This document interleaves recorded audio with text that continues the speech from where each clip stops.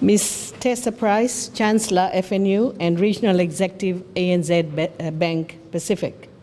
Dr. Nur Bano Ali, Deputy Chancellor, FNU, Managing Partner, Ali's Pacific, President, Women in Business, President, Fiji Chamber of Commerce and Industry. Dr. Angela Jokan, Permanent Secretary for Education, Heritage and Arts. Ms. Priya Singh, Chief Executive Officer of Bar Town Council. Teachers, our special guests, members of Women in Business, staff of FNU, media representatives, ladies and gentlemen. Nisambula Vinaka, and a very good morning to you all. In fact, I've lost time. I don't even know whether it's morning or afternoon, to be honest. It is an absolute pleasure to be here today with so many successful women.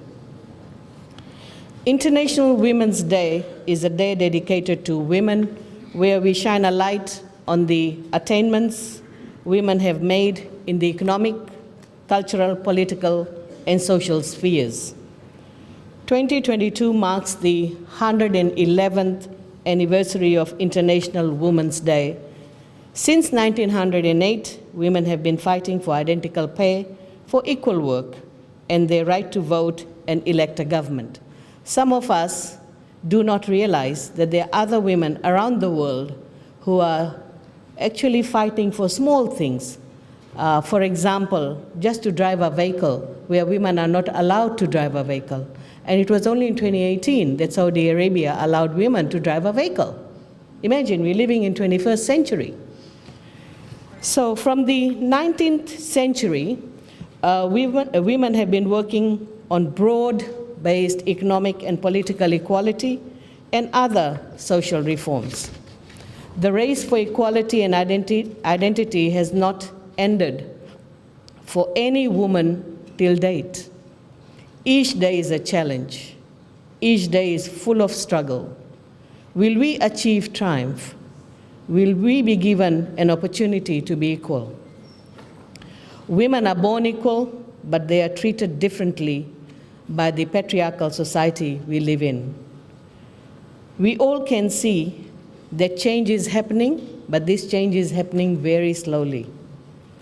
We have been discussing about women empowerment, fairness, and increased participation in women in leadership over many decades. And this discussion will continue for many more decades because the pace of reform is very slow.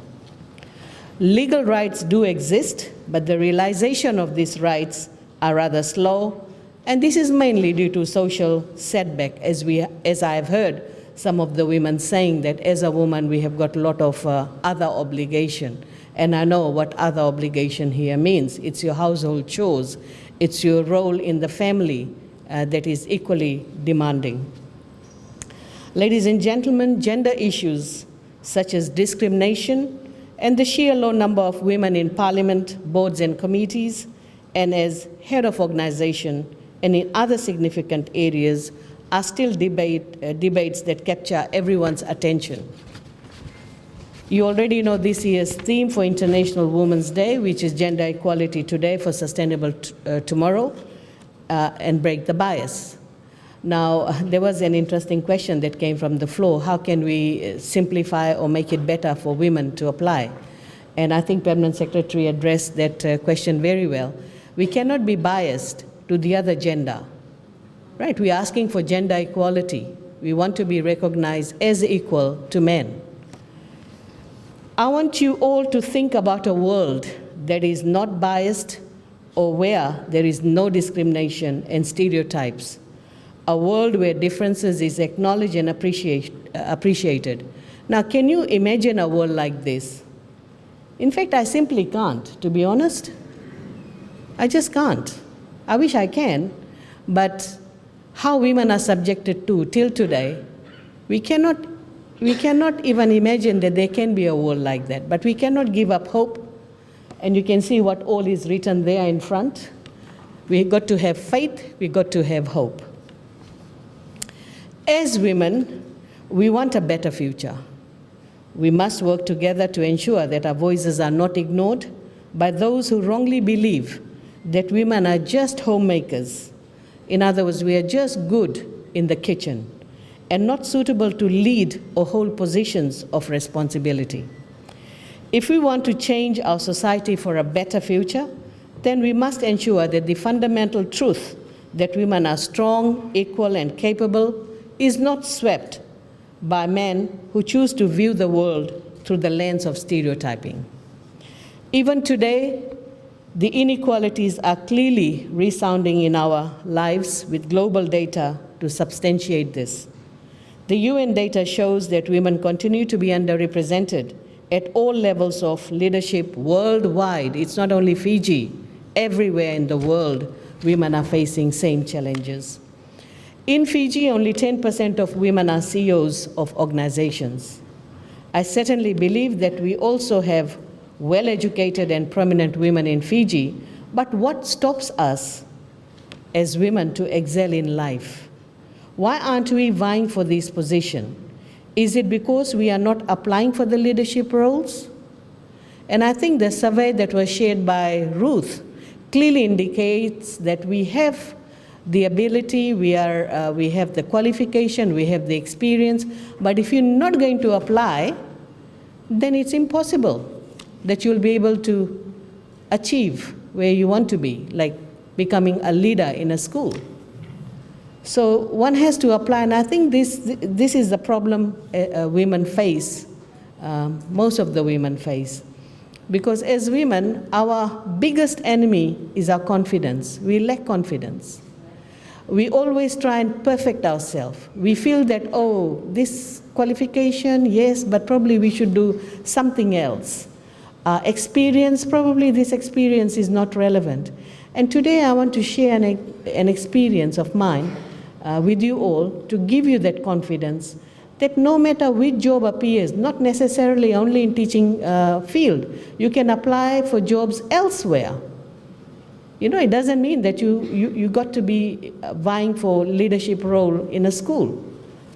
I have been conducting interviews and I have seen the confidence level in men as compared to women.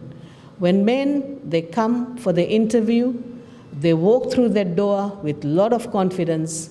They'll be able to answer this question, but all those answers are irrelevant. It's not to the point, what you are asking. But you know, as teachers, we know that we have to look into the eye and speak. And that's precisely what they do with a lot of confidence. They'll answer everything. And you, as an interviewer, you sit across the table and you say, my goodness, why didn't you just click the button and go to the website? You would have found all the information.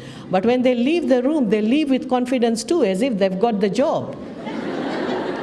But when it comes to women, you walking in, bit shy, you can see on their face they're nervous, they lack confidence, they take their seat. Sometimes you can see their hands are a bit shaky. And when you ask them questions, they have answered the questions so well, despite being so nervous. Right? But when they leave the room, again, when you look at their face, you can just read it on their face that they feel they are not successful, they didn't do well. And this is the problem with women. We always want to be the perfect one. And we work on our perfections. And probably, you know, one of the reasons why women behave that way is because we are always told that we are not good. You know, as we are growing up. You know, there's always this discrimination that you see in the house. And probably that is the mindset that we develop, that we have to be better, we have to do more to prove a point, to prove ourselves. And I don't think you need to do that. You need to just relax. And today I want to ask the women who are all seated here, how many interviews have you given in your life? How many interviews have you given? 7, 6, 8, 5, 4, 3, none? And I think the problem is in the teaching field, we're only applying for jobs within the teaching field and we do not apply outside. And even within the teaching field, you've seen the result. We hardly apply for leadership role. So we are not gaining that experience of how to give an interview. I always say giving an interview is an art in itself. how you give an interview. The more you do, the better you become. Not that after you give one interview, then you go into your shell and you brood over it, how bad the interview was, I'm no good, and therefore you're not going to apply again. This is stupidity, in my view. Men don't think like us, as I've shared the example. They'll do anything to appear before an interview panel and give an interview. And I think we should do the same. We should have that confidence to apply any job and appear. If you are shortlisted, go for the interview and experience that interview. And that will help you to come out of that nervousness, and you will gain a lot more confidence. Let me share with you, in Fiji, you will be pleased to know that we now have women appointed as chief executive officers of municipal councils. Municipal council is always male-dominated.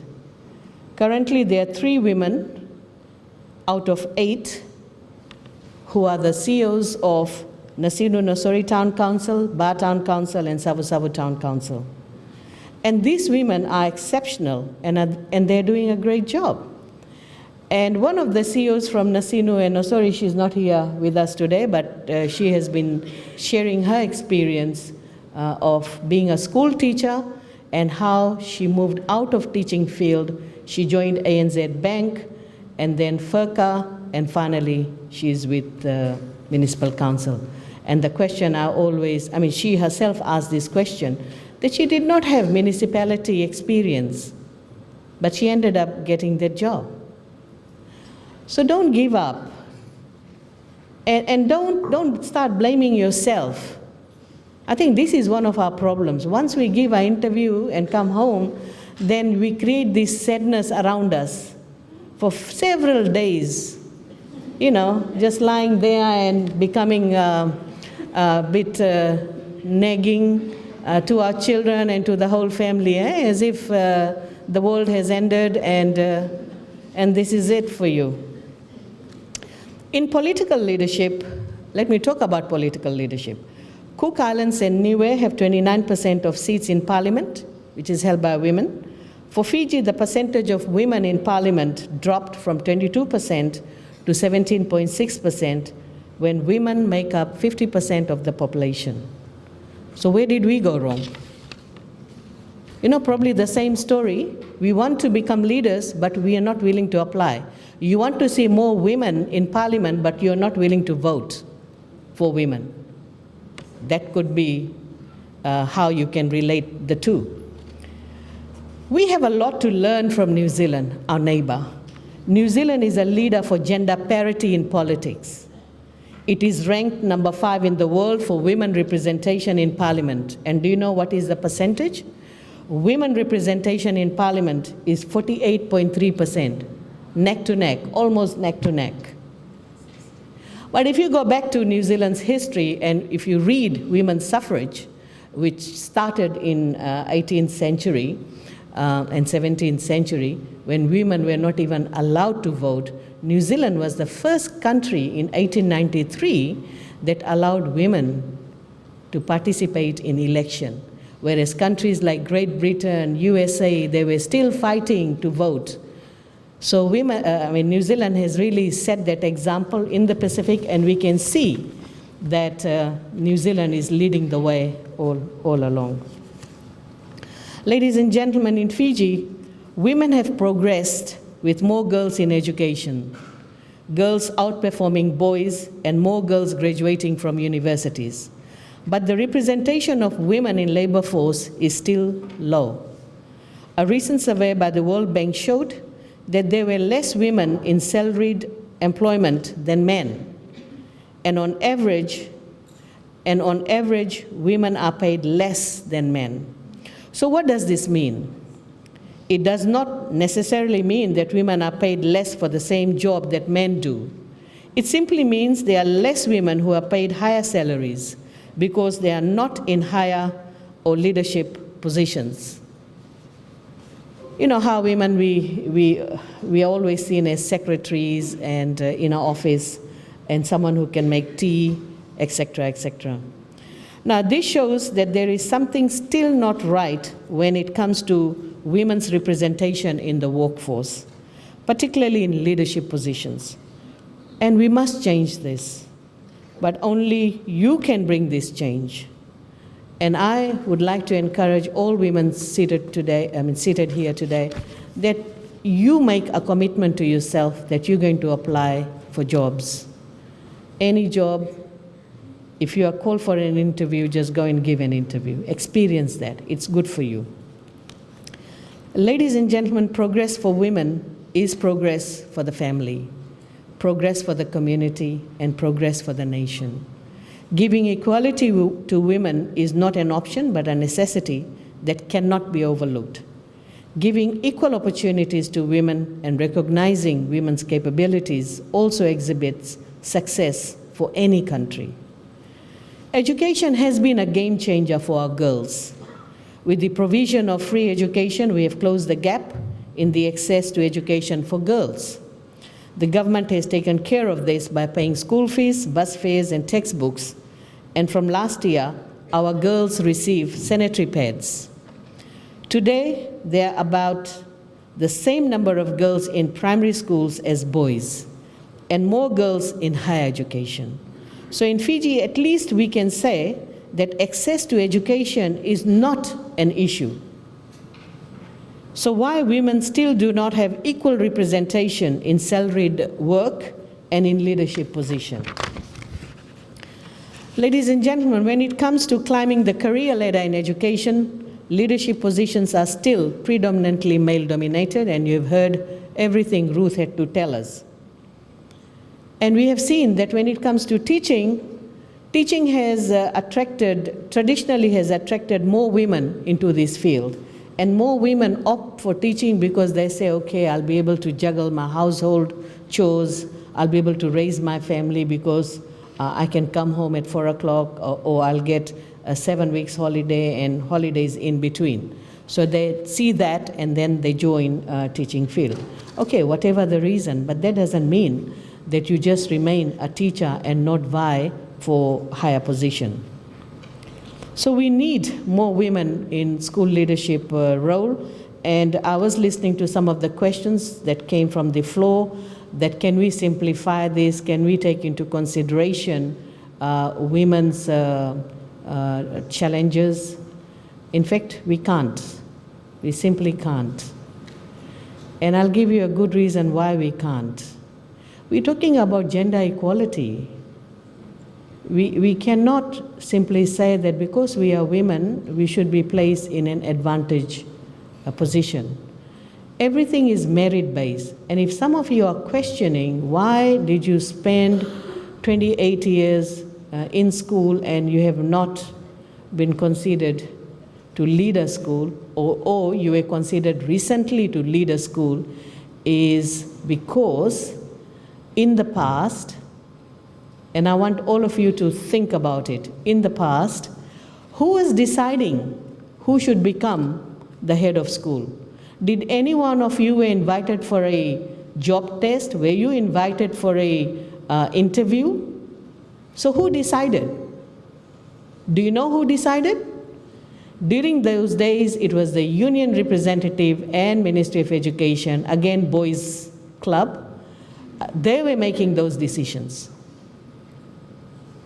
So you cannot argue and say that for last 28 years you've been teaching and you were not given a leadership role, but you should be appreciative of the fact that we have introduced OMRS, Open Merit Recruitment System, which simply means equal opportunity for everyone. And then we have MQR, then we have the job test followed by interview. At least now our teachers are given that opportunity to apply for leadership positions, and you are considered in the same manner as men. So that is one improvement that has come about. I know some of you are still skeptical about OMRS, and if OMRS is not there, then you tell me what is the best way of promoting anyone for leadership role. How will we know who is the best person? One can have master's degree, PhD degrees, as well as one can have number of years of experience. All these are fine. If you have all these qualification and experience, you should be able to do very well in the interview process. That's what I can say. Right, so that should help you to pass your job test as well as give a good interview so that you are considered for that position. The head of school positions were advertised. We have not concluded the recruitment yet, and it is for this reason you have not heard from Ministry of Education whether you were successful or not. For your information, I know, particularly in teaching field, I have worked in private sector and other areas, but coming to teaching field, there is a lot of suspicion within the teachers. And I don't blame you for that, because this is how the game was played when OMRS was not introduced. It was whom you knew.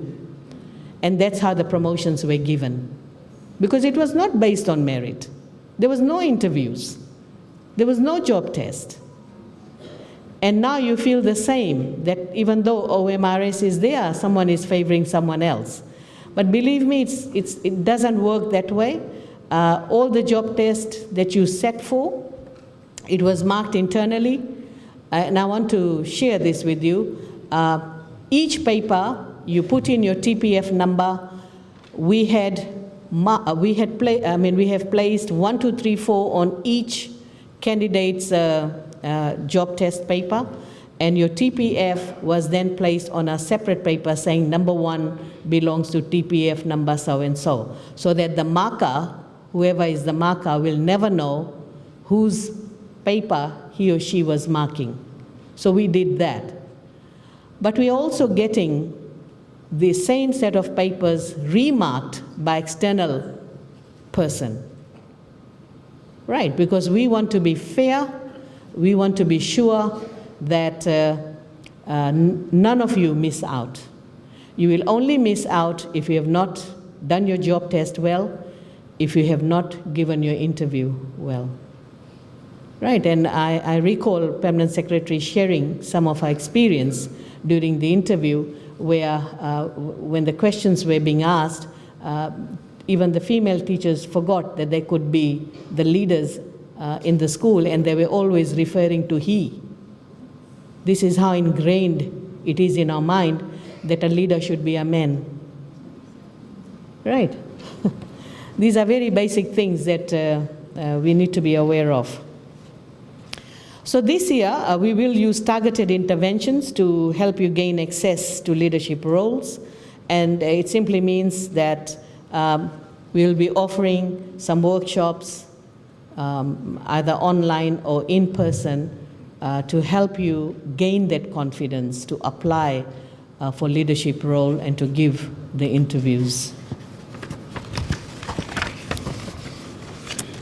Ladies and gentlemen, finally, let me thank the Permanent Secretary for Education and her team, and President of Women in Business and her team for organizing this event. I also acknowledge Ms. Tessa Price, who is our first women chair and chancellor of our national university, and that's Fiji National University. Can you please put your hands together for Ms. Tessa Price? It is a very proud moment for women to see a woman at the helm of this university, and that's what we should be celebrating. And of course, we have Dr. Angela Jochen, who is the Permanent Secretary for Ministry of Education, Heritage and Arts, among very few women permanent secretaries. And if I count, if I'm not mistaken, I think we have only 3 women permanent secretaries: Ministry of Lands, Ministry of Civil Service, and Ministry of Education.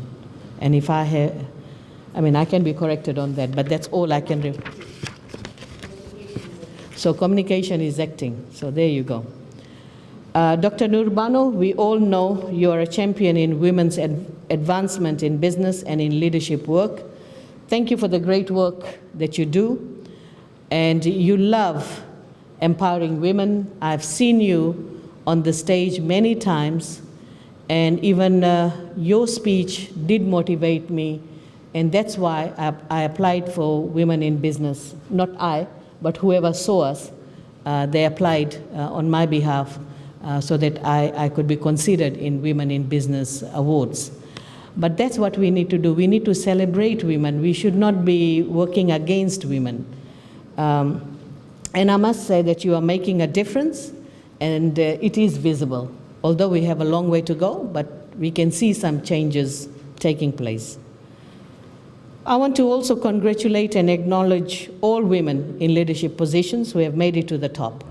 Their success should be celebrated, as it is an inspiration to others to aspire. And I look forward to many of you rising to the leadership positions in the near future. Ladies and gentlemen, I thank our teachers, lecturers, and members of Women in Business for the participation today, and I look forward to today's discussion. So thank you very much, and thank you for coming in big numbers. Pinaka.